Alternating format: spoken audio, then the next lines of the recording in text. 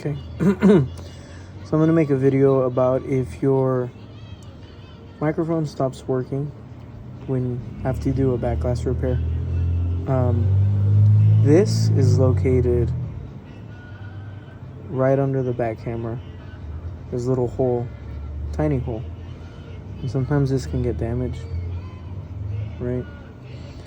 I don't know how it gets damaged. Maybe the laser goes through it, but if this gets damaged when you make a phone call, the other person won't be able to hear you. So you need to replace out this part.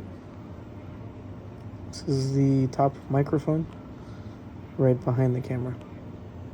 So I haven't been able to find the part. I had to take it from an original phone, but this is what's causing it.